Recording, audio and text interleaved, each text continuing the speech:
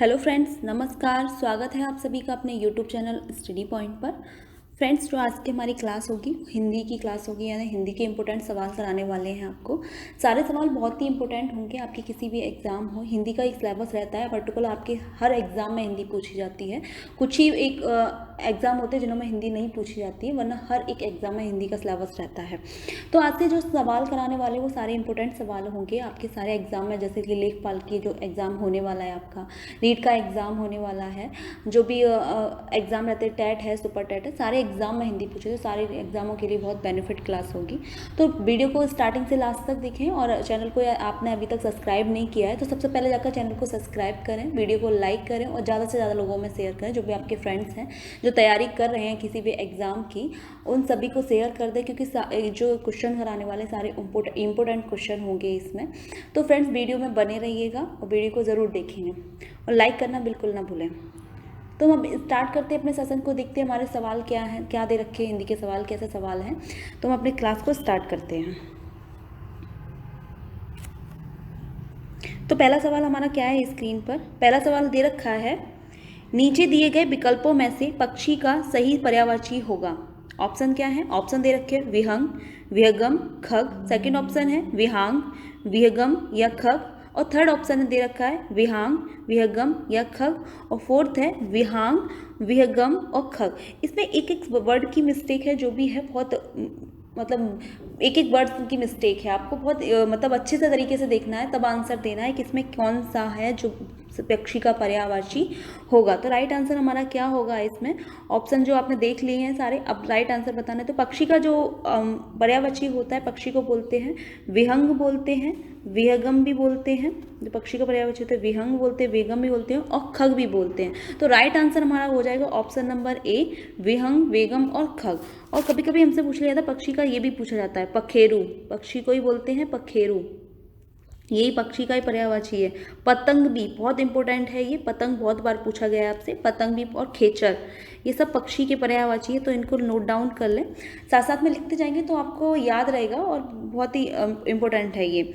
तो ये पतंग है, खेचर है, पखेरु है, विहंग है, विहगम है, ये खग, ये सारे किसके? पक्षी के पर्यायवाची। और दविज, ये बहुत इंपॉर्टेंट, बहुत बार पूछा गया है आपसे। दविज, दविज किसका पर्यायवाची? तो पक्षी का पर्यायवाची होता है दविज। तो हमसे पक्षी के पर्यायवाची पूछे गए थे, तो राइट आंसर हो जाएगा option number A. Next question पर चलते हैं, क्वेश्चन नंबर सेकंड।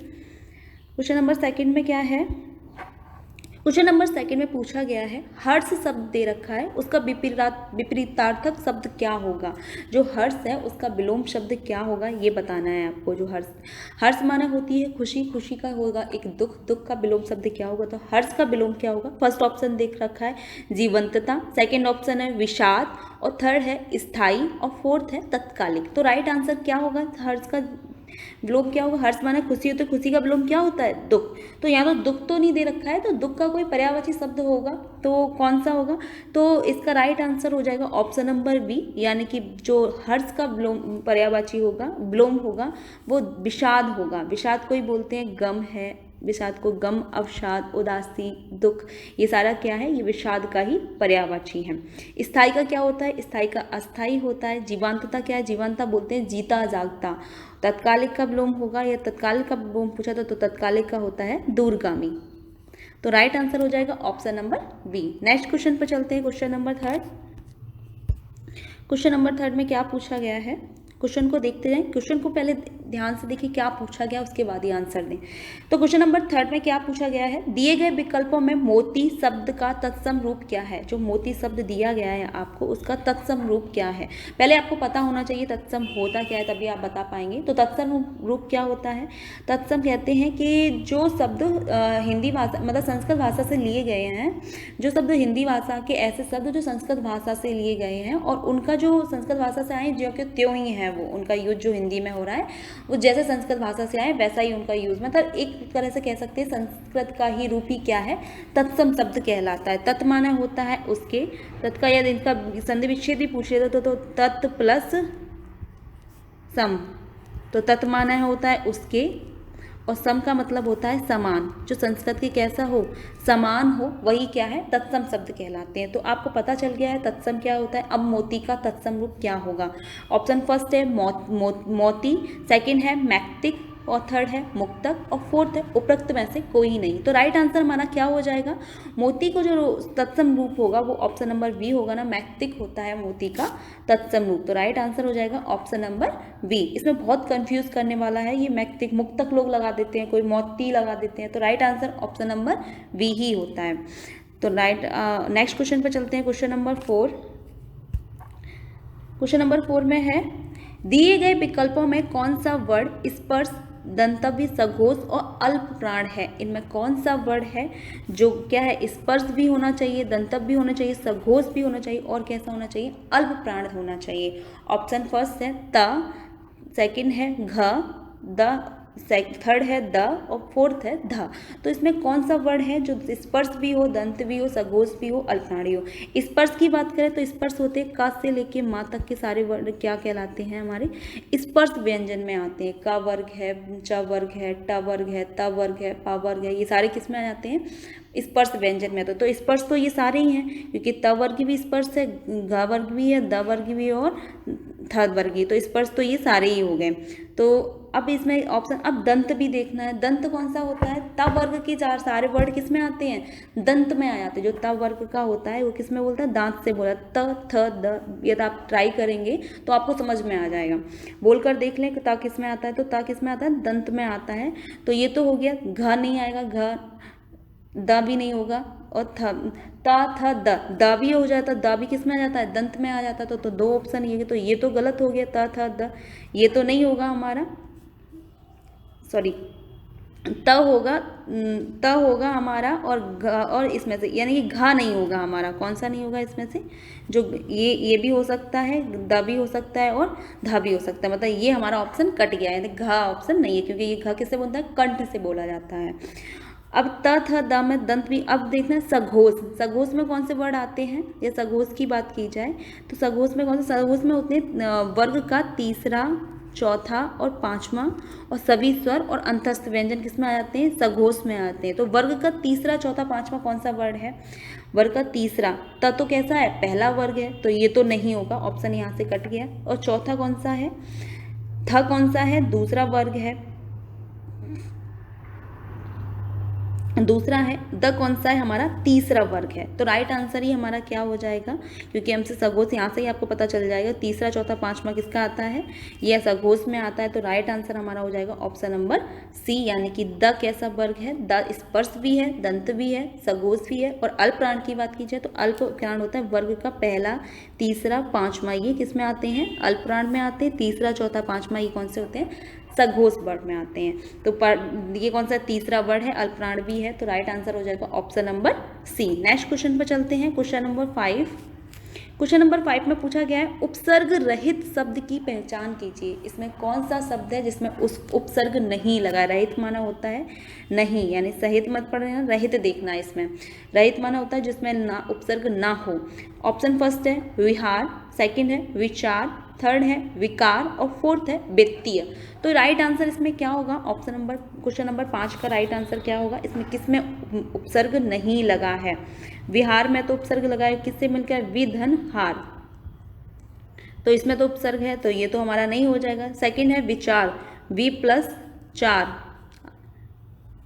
आचार, विचार, ये सब किसमें, तो ये भी, इसमें भी उपसर्ग लिखा है। विकार, विकार में भी होता है वि प्लस कार, इसमें विकार हो वि प्लस कार, तो इसमें ऑप्शन है वित्तीय। जब वित्तीय को तोड़ते हैं वित्त धन होता है, ये वित्त धन, इसमें क्या, वित्तीय में ई प्रत्यय मिलता है, वित्त धन ये प्रत्यय होता है, इसमें उपसर्ग नहीं है। तो राइट आंसर हो जाएगा ऑप्शन नंबर डी, यानी कि वित्तीय में उपसर्ग नहीं है। तो राइट आंसर हो ऑप्शन नंबर डी।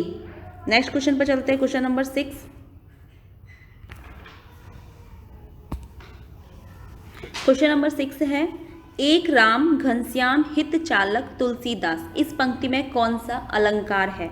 आपसे इस क्वेश्चन में अलंकार पूछा गया है, पंक्ति दे रखी है आपको, इसमें अलंकार बताना है, इसमें अलंकार कौन सा है। ऑप्शन फर्स्ट है रूपक अलंकार, सेकंड है उपमा अलंकार, थर्ड है श्लेष अलंकार और डी है उत्प्रेक्षा अलंकार। तो हमारा राइट सही आंसर क्या होगा ऑप्शन क्वेश्चन नंबर 8 का। ये तो इसमें एक राम घनश्याम हित चालक तुलसीदास, इसमें हमें पता करना है कौन सा अलंकार है। आपको पता होना चाहिए रूपक अलंकार क्या होता है, उपमा क्या होता है, श्लेष अलंकार। यदि आपके सारे अलंकार पता होंगे तो आप सही आंसर बता सकते हैं। तो जो एक राम घनश्याम में हित चालक में इसमें अलंकार होगा, इसमें कौन सा अलंकार होगा ऑप्शन नंबर ए यानी कि रूपक अलंकार होगा। इसमें कौन सा होगा, रूपक अलंकार होगा। रूपक अलंकार में क्या होता है, उपेय में उपमान का अभेद आरोप किया जाता है, वहाँ क्या होता है रूपक अलंकार होता है। जिसमें क्या हो, उपमेय हो, उपमान हो, उसमें क्या हो अभेद आरोप दिया गया हो, तो उसमें कौन सा होगा,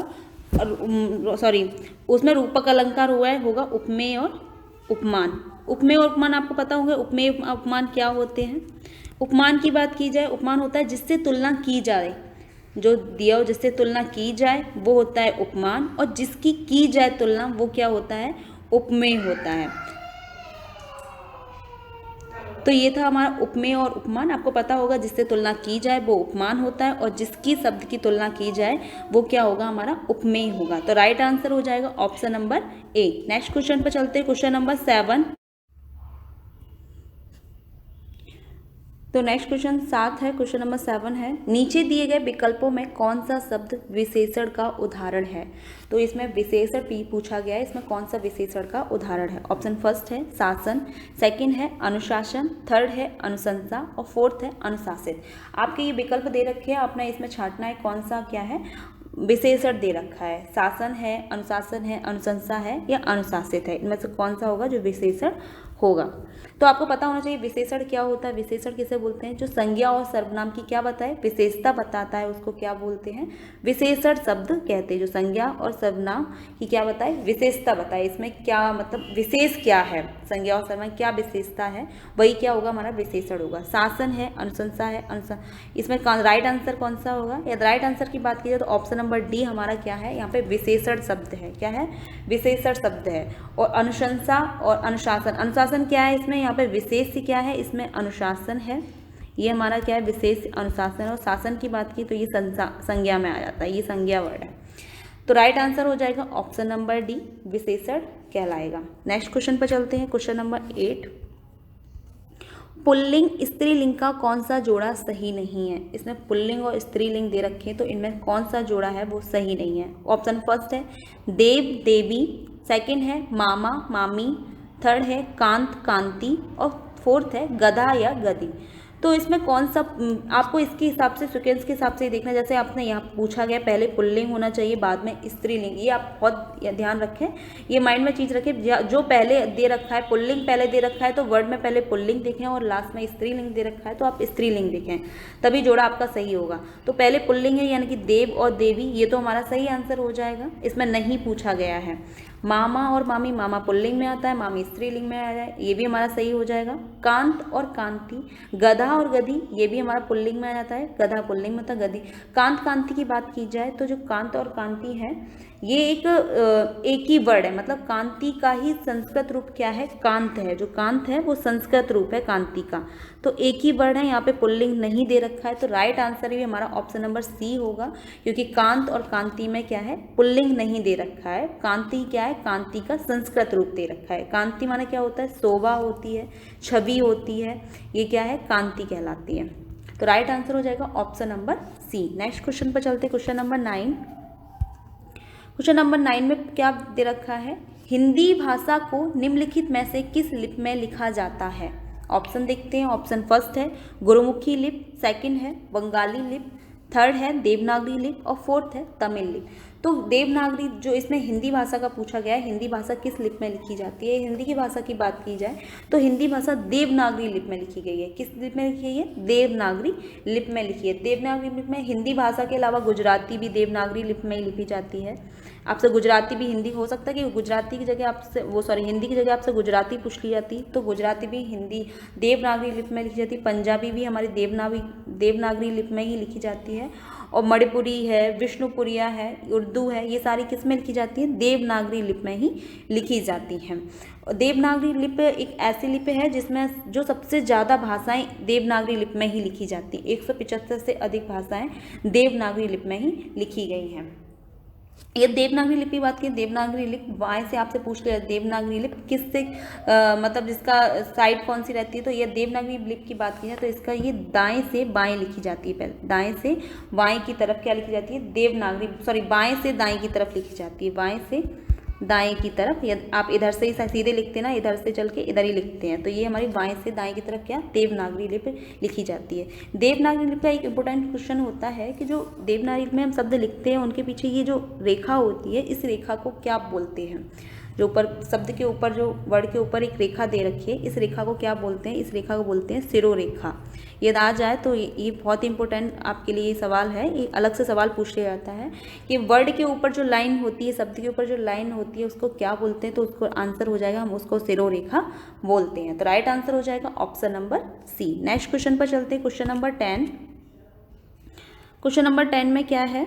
वीडियो को साथ साथ में लाइक जरूर कर दें और चैनल को सब्सक्राइब कर लें। क्वेश्चन नंबर 10 में है, मैं श्री रामचंद्र जी के चरण कमल की वंदना करती हूँ।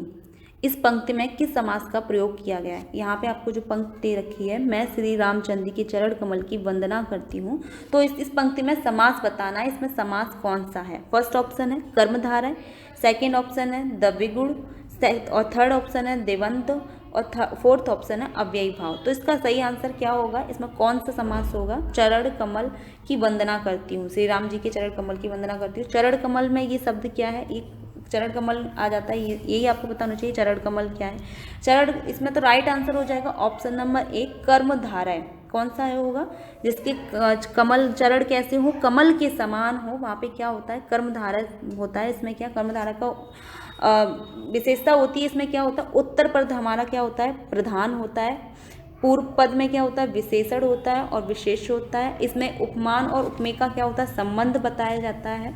जहाँ उपमेय और उपमान का क्या हो? संबंध बताया, तुलना की जाए तो रूपक अलंकार हो जाता है, और जहाँ उपमेय उपमान का संबंध बताया जाए वहाँ क्या हो जाता है? कर्मधारय हो जाता है। उपमेय और उपमा आपको बताए गए थे। उपमेय क्या होता है? उपमान क्या होता है? उपमेय होता है जिसकी तुलना की जाए, और जिससे की जाए वो क्या होता है? हमारा उपमान कहलाता है।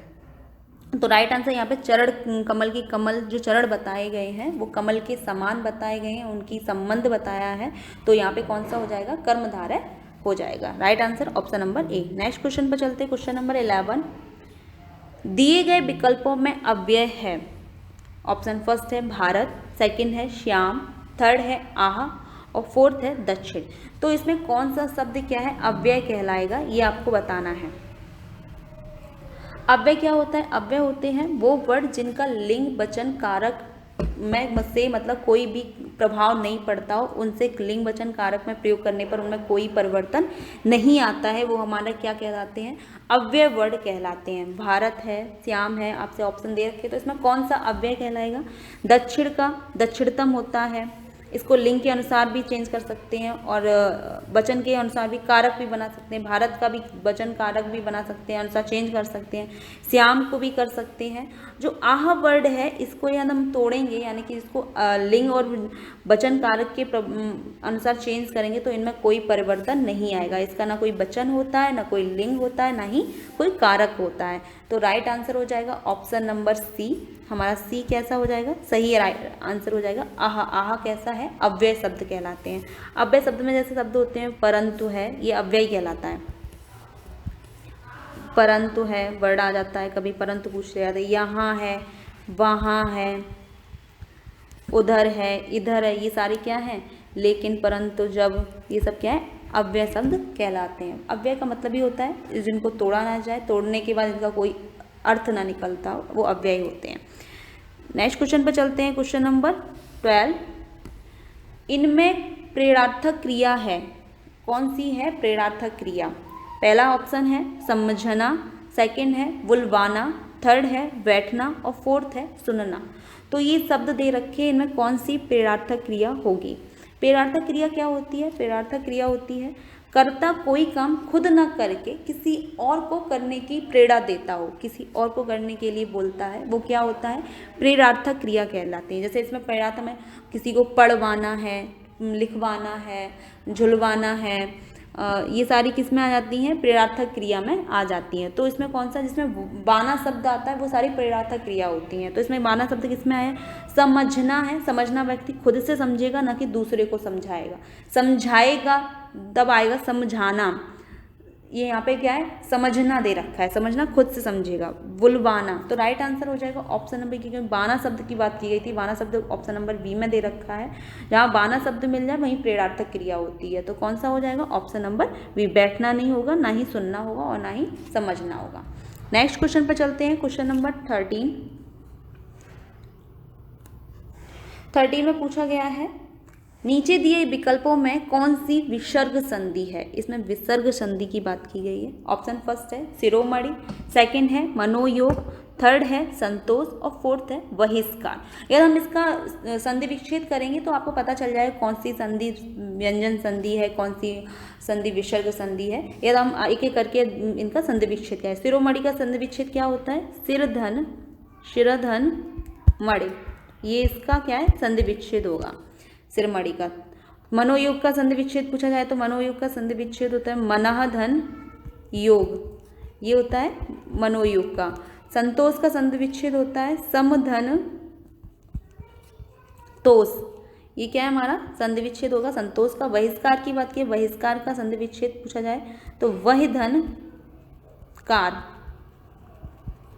वह धन कार, ये किसका है? बहिष्कार का संधि विच्छेद हो जाए। तो इसमें विसर्ग संधि की बात की तो विसर्ग आपको इसमें फर्स्ट में भी देखने को मिला, सेकंड में भी देखने को मिला, फोर्थ में भी सा का विसर्ग बन जाता है। वह धनकार जो लुप्त रहता है तो वह धनकार इसका संधि विच्छेद होता है। संतोष की बात की स म और प्लस ता दोनों व्यंजन है, तो यहाँ कौन सी संधि होगी? व्यंजन संधि कहलाएगी। तो राइट आंसर हो जाएगा ऑप्शन नंबर, राइट आंसर हो जाएगा ऑप्शन नंबर सी, यानी कि जो संतोष है उसमें विसर्ग संधि नहीं है। उसमें कौन सी संधि है? इसमें व्यंजन संधि है। कौन सी है? व्यंजन संधि। तो right answer option number C. Next question पर चलते हैं। Question number 14। क्वेश्चन नंबर 14 में क्या पूछा गया है आपसे? दी गई पंक्ति में रिक्त स्थान की पूर्ति कीजिए। जो एक पंक्ति दे रखी है उसकी बताना है, उसमें जो रिक्त स्थान दिया है उस पर कौन से शब्द आएंगे। कौन सी पंक्ति दे रखी है? धन के खाली जगह में आज भी कुछ लोग खाली जगह बन जाते हैं। क्या बन जाते हैं? इसमें आपको ऑप्शन दे रखे हैं भ्रष्टाचार, हरिश्चंद्र, सेकंड ऑप्शन है बंधु या मर्द, सेकंड है राष्ट्र वीरता और फोर्थ है लालच या जयचंद्र। तो धन से जो धन है, धन के, तो इसमें भ्रष्टाचार में लोग क्या हरिश्चंद्र बन जाए? जब भ्रष्टाचार करेंगे तो लोग हरिश्चंद्र बन जाएंगे, तो ये तो हमारा सही नहीं होगा। ऑप्शन नंबर फर्स्ट हम नहीं कर सकते इसमें फिल। सेकंड क्या है? बंधु और मर्द, धन के बंधु में आज भी, ये भी नहीं होगा। राष्ट्र और वीरता, धन के राष्ट्र में आज भी लोग वीरता बन जाते हैं, ये भी नहीं होता। राष्ट्र हमारा बचता है लालच और जयचंद। तो धन के लालच में, जो धन के लालच में लोग क्या बन जाते हैं? जयचंद बन जाते हैं। क्या बन जाते हैं? जयचंद बन जाते हैं। तो राइट आंसर हो जाएगा option number D. Next question पर चलते हैं। Question number 15। क्वेश्चन नंबर 15 में है, बहुप्रसिद्ध बीजक किसकी रचना है? जो बीजक है वो किसकी रचना है? ऑप्शन फर्स्ट है कबीर, सेकंड है जायसी, थर्ड है सूरदास और फोर्थ है तुलसीदास। तो बीजक किसकी रचना है आपको बताना है। बीजक जो रचना है वो कबीर दास की रचना है। बीजक किससे मिलकर बनी है? साखी, शबद और रमैनी को मिलाकर क्या नाम दिया गया? साखी, शबद, रमैनी। ये भी पूछा जाता है ये कितने भागों से रमैनी किनका, तो ये भी पूछ लिया जाता है। साखी, शबद, रमैनी से मिलकर क्या बना है? बीजक बना है। जायसी की बात की जाए तो जायसी की रचना का नाम क्या है? पद्मावत। पद्मावत किसकी रचना है? जायसी की रचना है। सूरदास जी की रचना की बात की जाए, सूरदास जी की रचना सुरसावली, साहित्यिक लहरी, ये किसकी है? सूरदास जी की रचना है। सूरसागर है। और तुलसीदास की रचना की बात की जाए, तुलसीदास की रचना होती है दोहावली है, रामचरितमानस भी तुलसीदास द्वारा रचित है और पार्वती मंगल है। ये सब किसकी है? तुलसीदास की रचना है। तो 15 का हमारा जो आंसर हो जाएगा, बीचक किसकी रचना है, तो कबीर दास जी की बीचक रचना है। तो राइट आंसर हो जाएगा ऑप्शन नंबर ए। तो फ्रेंड्स ये थे आज के हमारे इंपॉर्टेंट सवाल कैसे थे कमेंट बॉक्स में ज़रूर बताएं। सारे सवाल आपके लिए बहुत ही इंपॉर्टेंट थे, क्योंकि सारे सवाल परीक्षा को ध्यान में रखकर ही बनाए गए हैं, आज जो परीक्षा होने वाली है। और ये सारे जो सवाल दिए गए हैं आज के, वो सारे सवाल किसी न किसी एग्ज़ाम में पहले से पूछे जा चुके हैं। तो जो सवाल ज़्यादा रिपीटेड हुए हैं वही आपको सोल्यूशन दिए गए हैं इसमें। और कोई क्वेश्चन आपको ये समझ में नहीं आया है तो आप कमेंट बॉक्स में शेयर कर सकते हैं आपको कौन सा क्वेश्चन समझ में नहीं आया। तो फ्रेंड्स ये थी आज की हमारी क्लास कैसी थी कमेंट बॉक्स में ज़रूर बताएं। वीडियो को लाइक करें और ज़्यादा से ज़्यादा लोगों में शेयर करें। जो भी आपके फ्रेंड्स हैं तैयारी कर रहे हैं एग्ज़ाम की, आप उन सभी को शेयर कर दें। तो मिलते हैं नेक्स्ट वीडियो में, तब तक के लिए धन्यवाद।